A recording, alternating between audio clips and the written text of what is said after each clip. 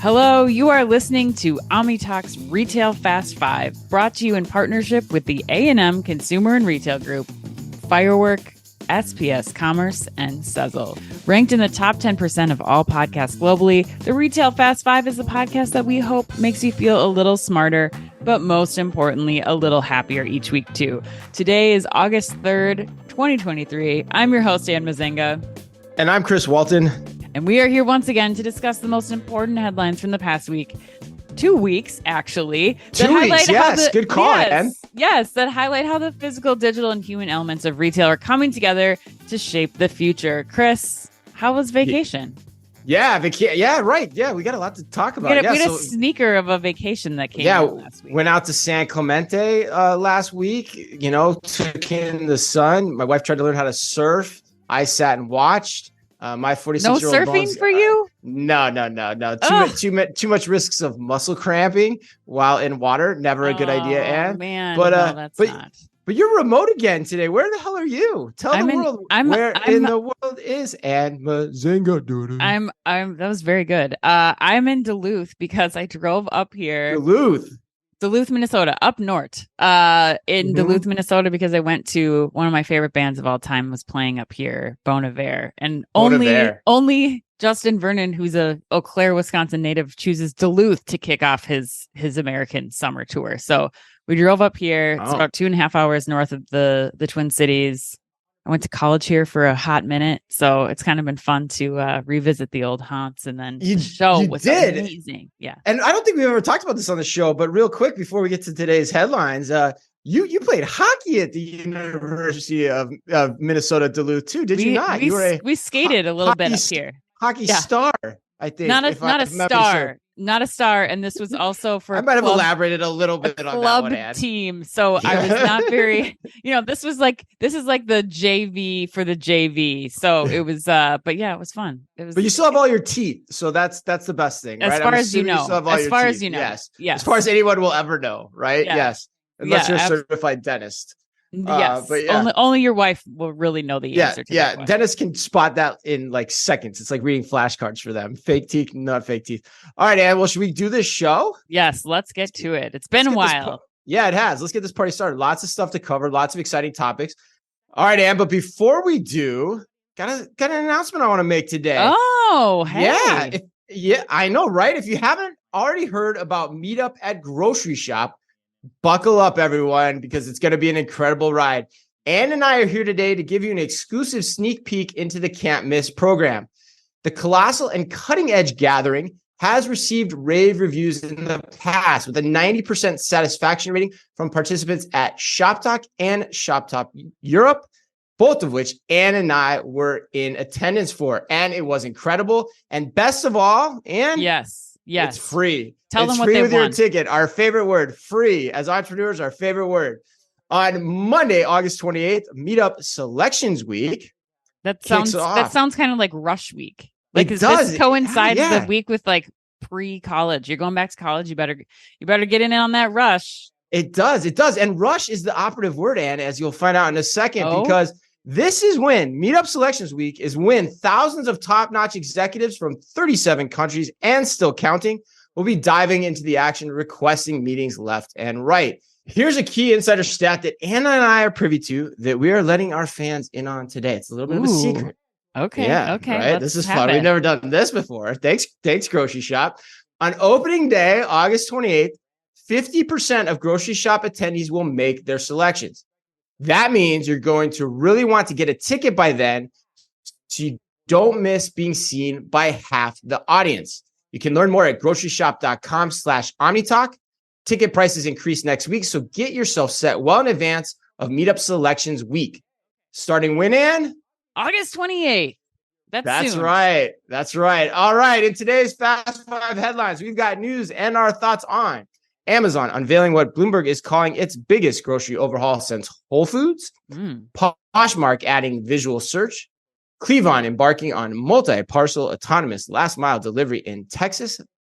Gap's new CEO pick. You're going to want to stick around to the end for that one with us. But we begin today with the rebirth of Bed Bath & Beyond. And why don't you take it away? All right. Yes, that is right, Chris. Bed Bath's website is back and better than ever. According to NBC. Yeah, you think so? All right. Oh, yeah. According to NBC News, the new site launched under its new owner and what was formerly known as Overstock.com. Overstock CEO Jonathan Johnson, there's a name for you, said that customers visiting the new website would see up to $50 of loyalty reward points reinstated from former Bed Bath & Beyond customer accounts and a number of other perks like 20% off, along with all the current rewards for members of Club O, which was Overstock's former loyalty program.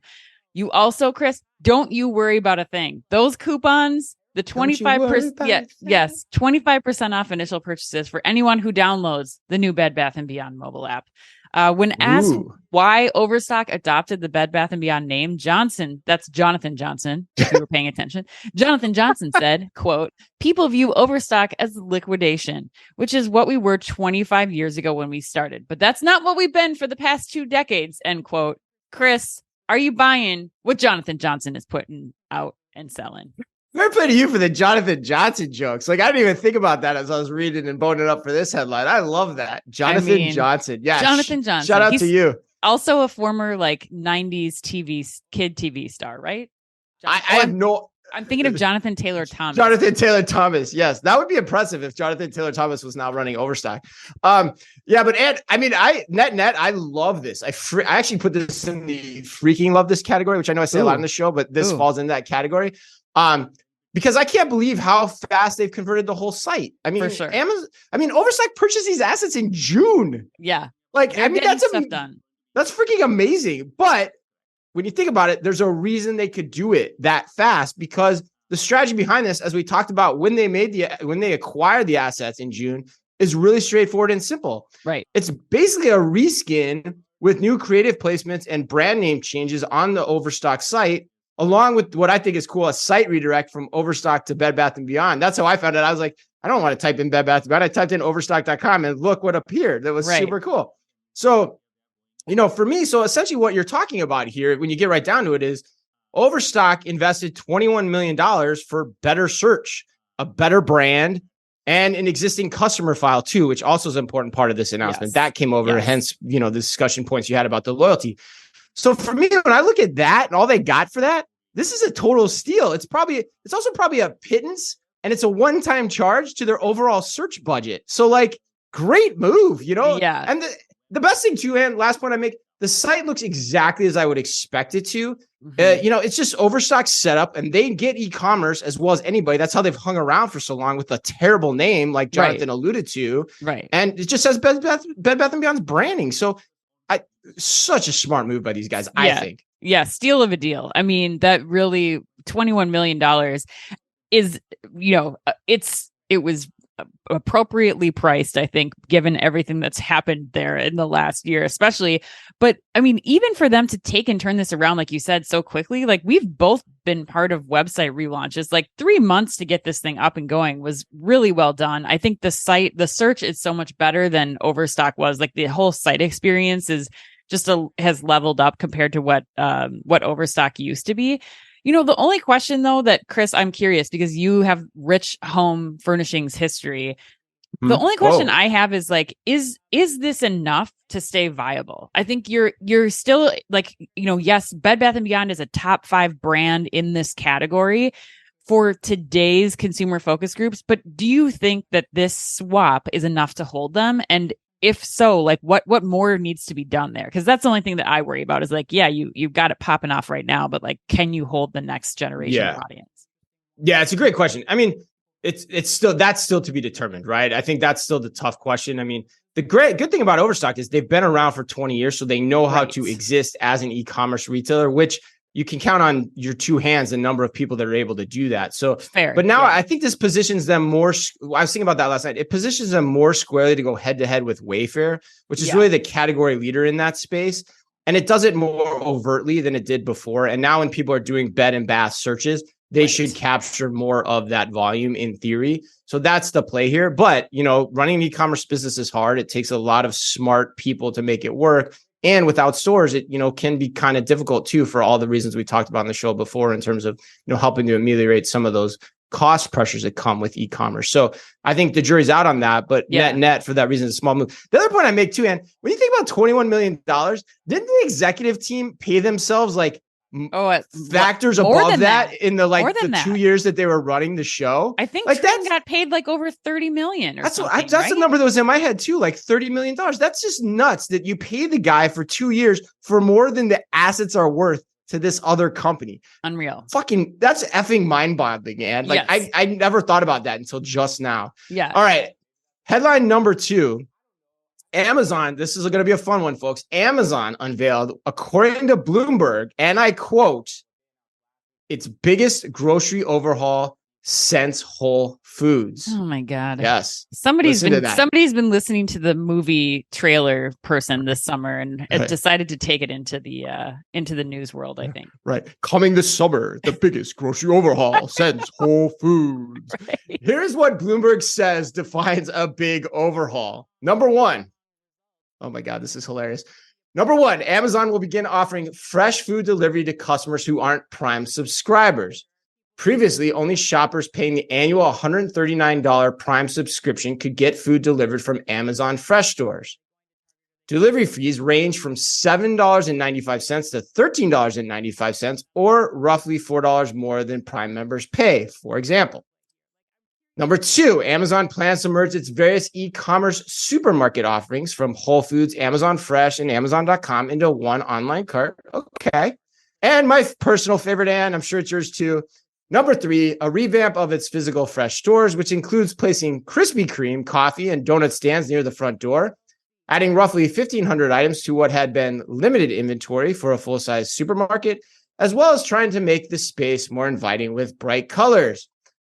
Bright colors, Ann. Bright colors. All right, Ann. The great thing about this too, and this is smart by our friends at the A&M Consumer and Retail Group, this is also today's put you on the spot question. Here it is.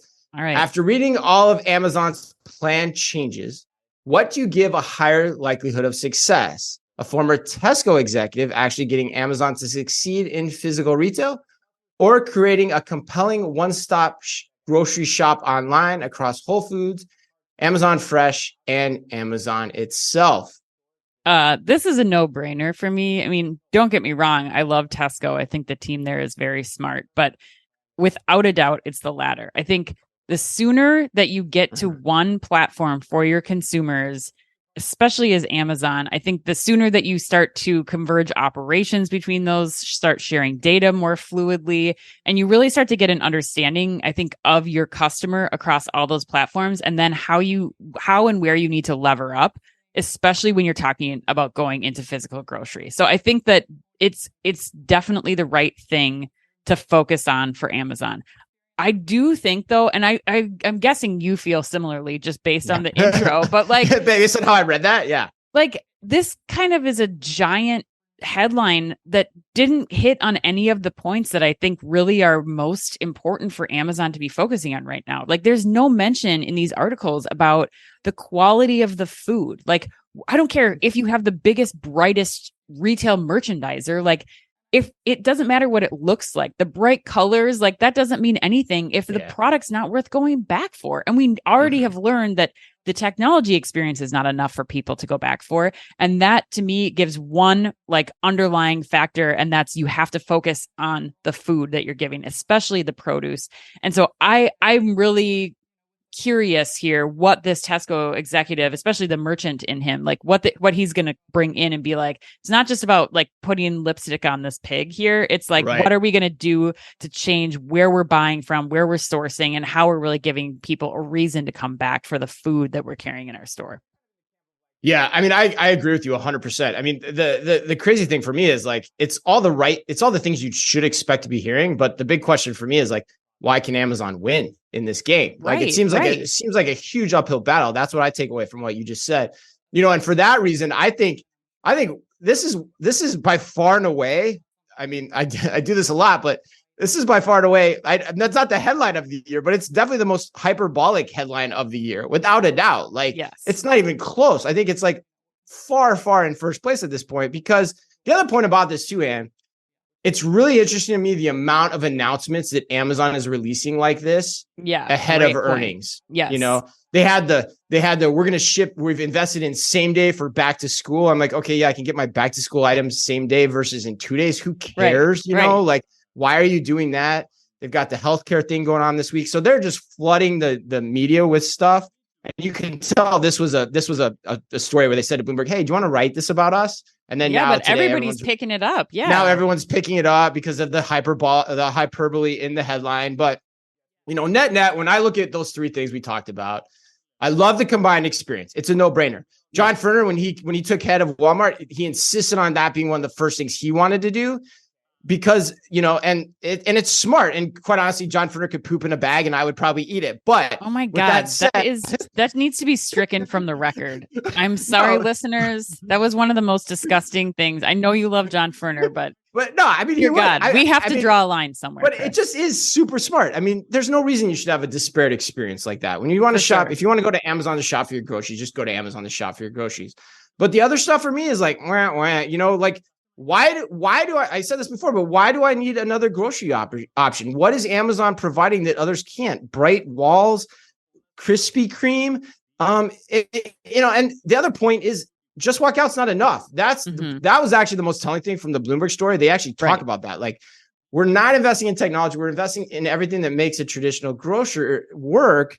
And, you know, Amazon thought that would be enough. Right. You know, I can remember insiders telling me, like, Dave Clark's walking the store and he's like, when they first launched, they're like, there's nothing special about this aside from a dash cart. And that turned out to be true. And so now they're trying to stand up a grocery experience on par with Kroger, Walmart, Albertsons, and having lived at Target as Target tried to do that same thing throughout all of 2000s and all of even the 1990s.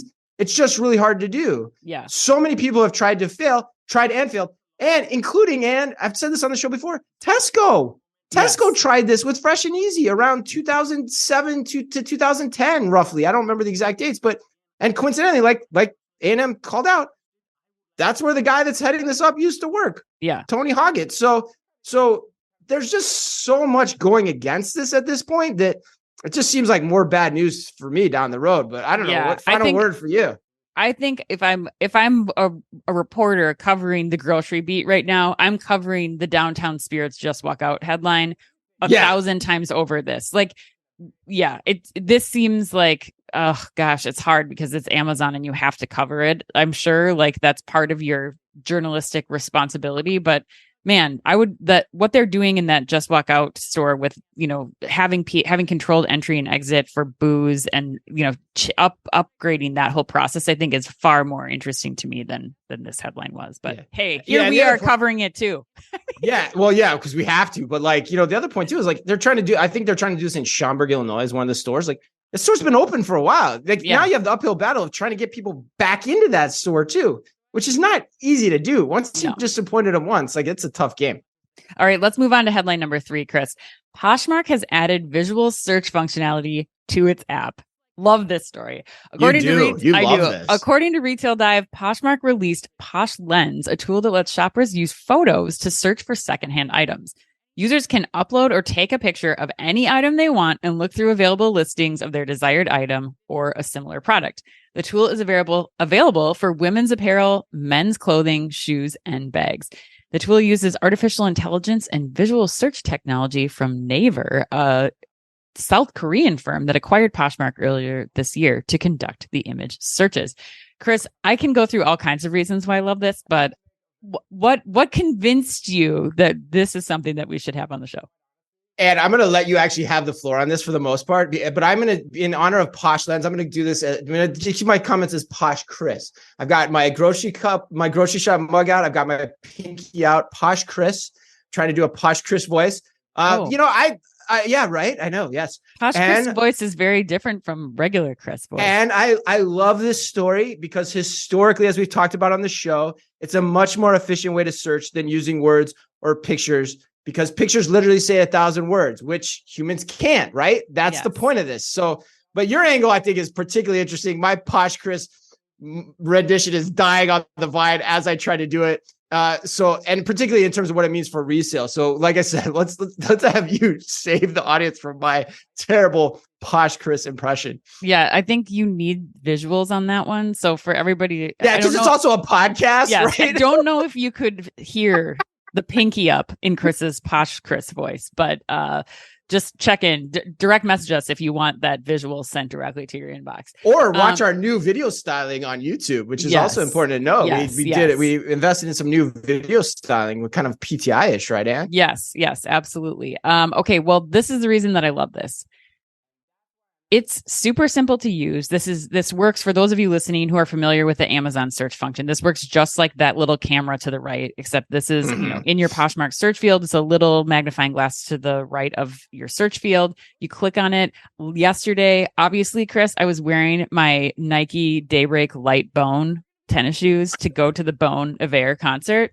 You wore light bone shoes to go to the Bon Iver concert? I obviously did. I had to be on brand. But the cool thing was, like, I was trying this as we were driving up here, and it's fascinating. Like, that one pair of shoes came up in 1,000 different search, like the search function brought up all of those shoes. Every single title had a different name in it. Some weren't even saying the name of the shoe. Some said Light Bone, and it was Light Bone sneaker. Like, nobody in their right mind is going to search for a Nike sneaker by typing in the words Light Bone. Only you and I know that. But nobody should be typing that into a search bar. No one should. I do not recommend typing Light Bone into any search function. But no, I think the key point is here. It's just like you said, retailers can't even get consistent product details across their own product detail pages. Right. So how are you expecting that Carla or Katie, who's listing their product on Poshmark, is going to use the right search terms that are going to have their product found and discovered? It's not going to happen. Dead right. So this unlocks so much more possibility for the seller and the shopper to be able to search and find the item that they're looking for in a swath of results that are much better tuned to exactly the product that they want. It means higher volume for Poshmark. I think that this is really going to start to unlock a lot of power, especially in the secondhand market. And I also wonder one more thing, if this could help spot counterfeiters more easily too. Like, when you think about people who are stealing product, like the Lululemon product, for example, and they're putting product up on this website. As Lululemon, can I now use this tool to see who's selling products on the the secondhand market? Like, I think there's a lot of possibility now that you have AI and the tools with visual search to track things down at a speed that no human is capable of doing. So that's really interesting. And with the add-on take again, nice. Yeah, like could you use visual AI to give you like a sense of like the stitching or the quality of the embroidery, to understand the logo placement is in the right spot, like that kind of stuff, like all the stuff that you notice when you're like looking at those guys try to sell those things on, on a blanket on a street corner in New York City or Barcelona, as we frequented or we saw this summer. So yeah, that's a great point. Yeah. Your point about the average person who's selling things on Poshmark, not knowing the ins and outs of e-commerce and how their products are probably found is so dead on. So yeah, it makes me think really great move as we've said, and we've long been a proponent of this. This is one of the first this is actually the first technology demo we ever shot as a video for OmniTalk inside of a Starbucks, right? Using visual search to show how you could buy a Starbucks coffee bag on Amazon. It was pretty cool. So, all right, Ann. Well, before we get to headline number 4, this is also the part of the podcast we're going to tell you about another exciting conference we are planning to attend. And we are talking about the Manifest Conference in Las Vegas, which is happening in the first week of February. Manifest just announced 150 speakers are now confirmed to take the stage. You can see the full list and save $200 on the price to attend by visiting manifestvegas.com/OmniTalk. Manifestvegas let me say that again, and manifestvegas.com/OmniTalk. I got so excited to say, like, man, it's so cool to see all these like trade shows putting OmniTalk at the end of their URLs just for us. I mean, it shows you how far we've come, man.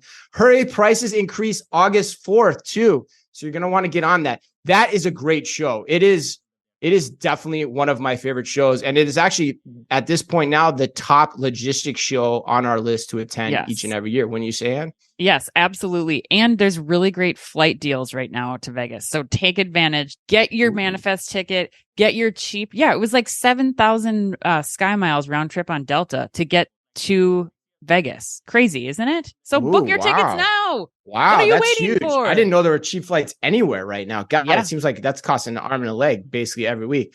All right, headline number 4. This is a fun one to say. Autonomous multi-parcel delivery has arrived officially in Texas.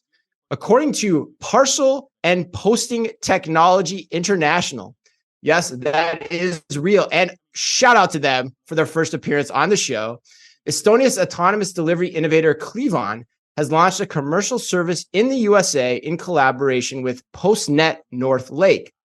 Clevon's service offers the convenience of direct doorstep delivery with the security residents want. The way it works is Clevon schedules a desired delivery time with each resident and brings the package directly to them.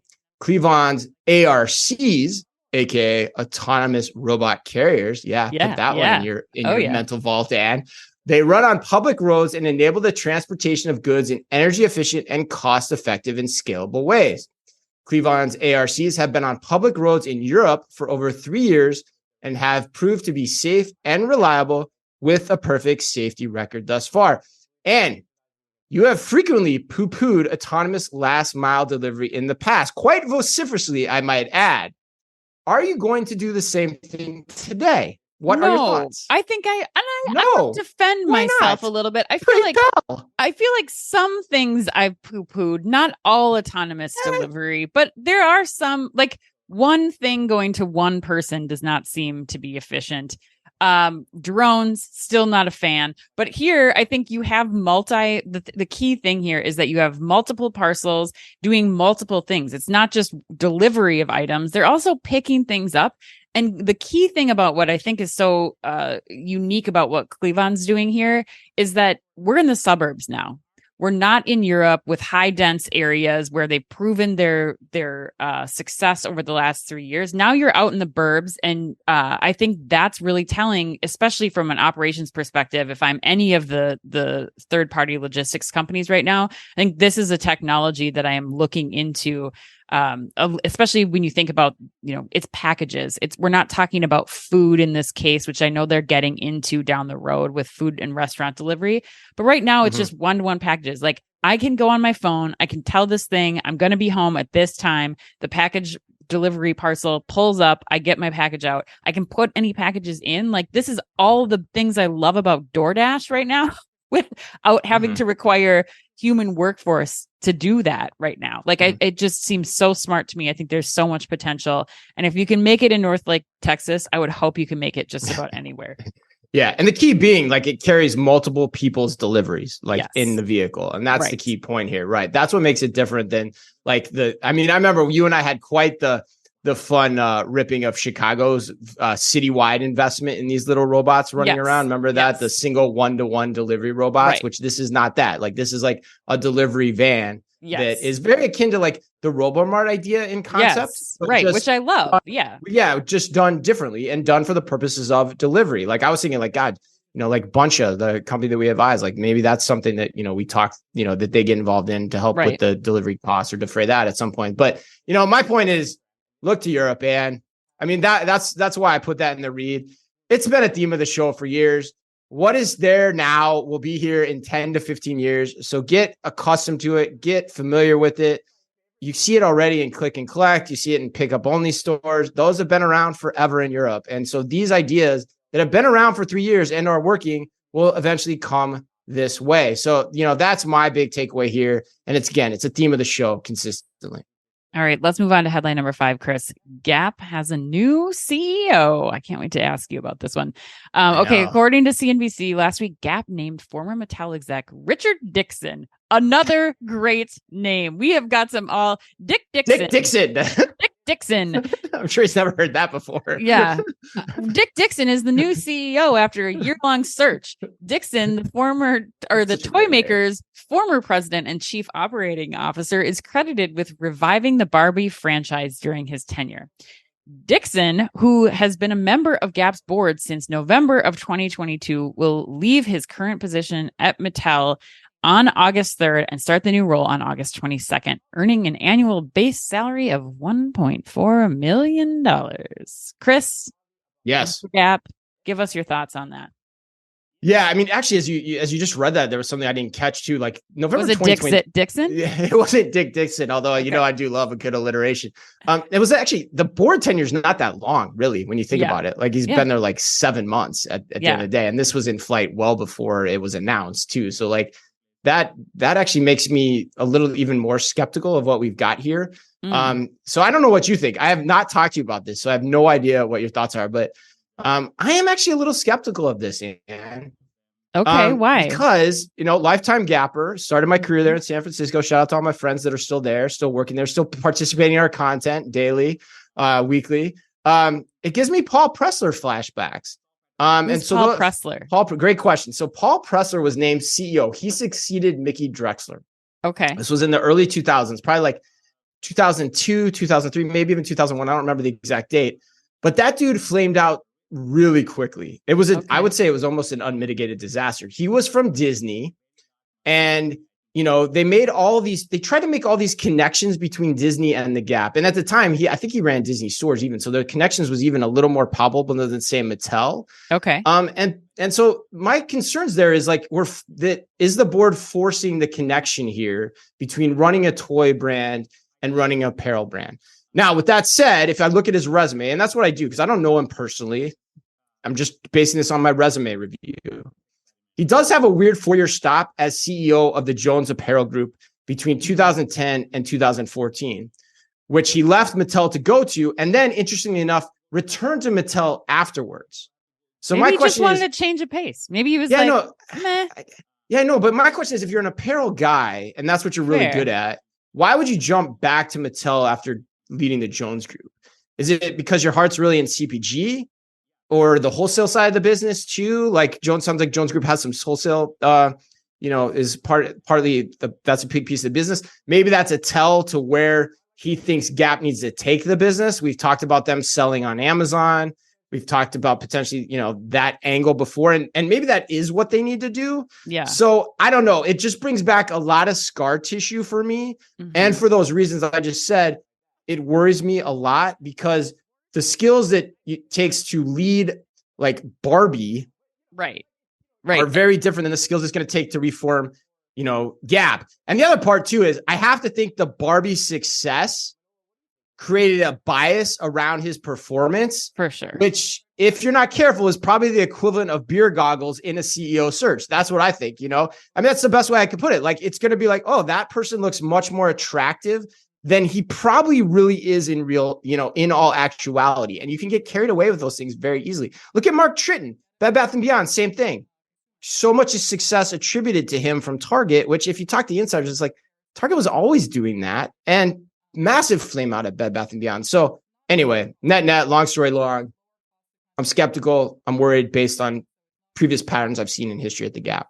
Yeah. I don't have much more to add, although I love Gap and I wish that it would thrive, but I don't really know that this is the guy that can fix it. Is it a branding issue? Like, I really think that it's deeper. I think Gap is selling a product that is no longer unique. Like, there's too many people out there doing basics, especially in the direct-to-consumer space, with purpose behind them, that Gap just needs to figure out another way that they're going to provide a unique point of view or a more pointed fashion approach, I think, to stay relevant. I don't think it's creating basics for all anymore. And I think that's where, this guy, even with his background in some apparel, like, I really feel like you need somebody who's more of like a fashion director to go in there and figure out how to take, the stuff we talked about 2 weeks ago, the denim jacket, the vintage Gap that's selling so well online right now. Like, is there a way to capture that nostalgia and bring that into the new designs that they're putting out and not just be focused on mass anymore? I think it could survive if you can get somebody in there,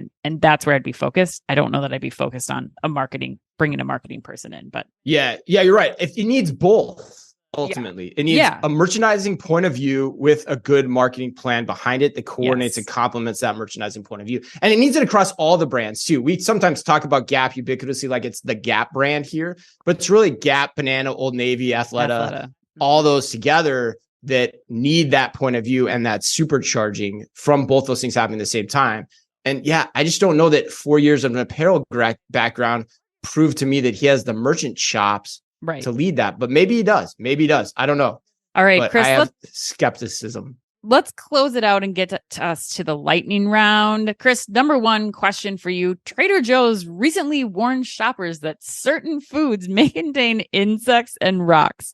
What's the most disturbing, disgusting, or surprising thing you've ever discovered in your food?